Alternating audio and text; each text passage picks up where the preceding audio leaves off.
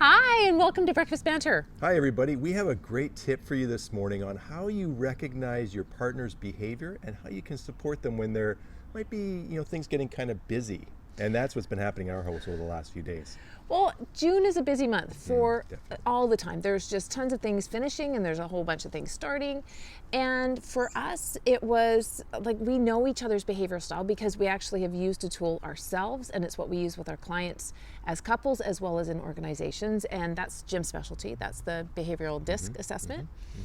And when we did that, we recognized that when Laurie is feeling stressed, I get disorganized. And I leave a trail. It's kind of like from Peanuts. What's that? PigPen? PigPen, yeah. Little dust right? trail. Woo, everywhere. And what do you do when you feel stressed? I take on more than I can handle, and I buffer. And we are getting ready to go and speak at a conference this weekend. And so we're preparing that speech, and I've got a speech next week as well. And this week I have just found myself overwhelmed and I shut down. I want to pause and just kind of get away from things, and it isn't necessarily the most healthy thing for me to do. Actually, what he does, what I know when you're really stressed, is when you stay up late and watch Hogan's Heroes. Yes, yeah, that's a vice for me. Hogan's Heroes. It could be worse. It totally could be worse, And right? I've been doing some reading on this. This is really interesting. A book I've been recently reading that talks about how things from our childhood, continue to impact us going forward. And one of the things that I remember from reading this book and kind of getting into some of those things was there are times when it was like, hey, I needed to just take a break, and I would go and watch television when I was younger. Go downstairs and watch television. And I still keep that interesting, that habit now as I'm a grown ass man. So, yeah.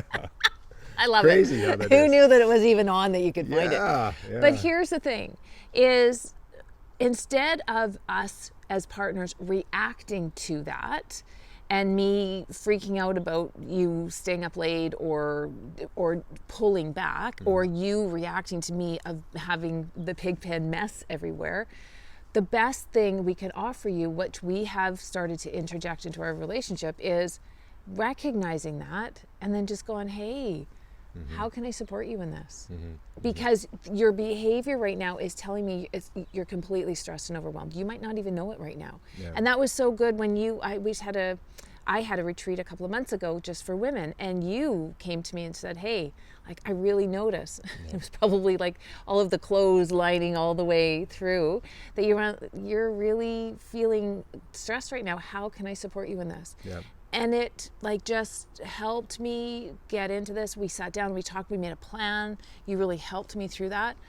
And it came up with clients of ours the other day. And, the wife supports the family in the business of managing their children and the family and home.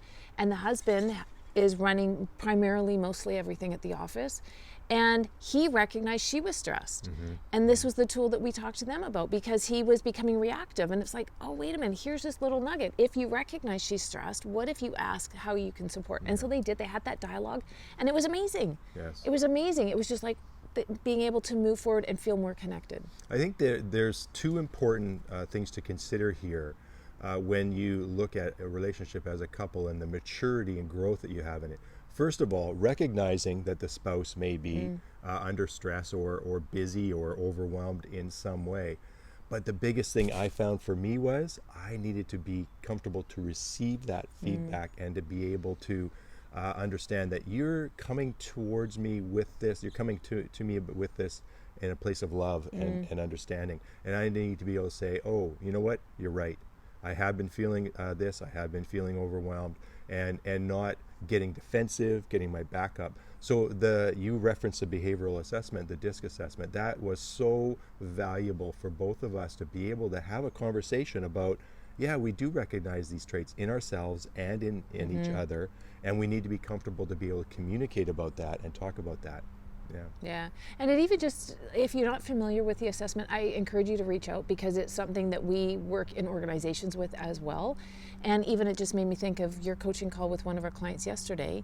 As a leader in the organization, for her to know the behavioral styles of her team so that she can see when they're under stress Yeah.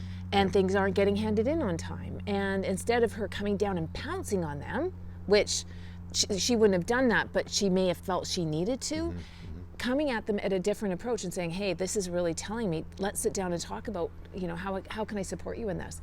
So much more beneficial in building trust as a team as well. So I encourage you, reach out to us if you want to explore this some more. And if you find that there are situations where you are overwhelmed and under stress, pause. Take a moment and just think about what it is about your behavior that's happening. Because generally, you know what? We recognize that. And we know we want to be more aligned with what our true self is versus always being in that heightened state of stress or overwhelm. PigPen. Exactly. I like to get rid of that disorganized part for you. So, yeah. Working on it. Yeah. Oh, well. All right, you guys, reach out if we can be of any help for you. That's all we got. Bye for now. Bye-bye.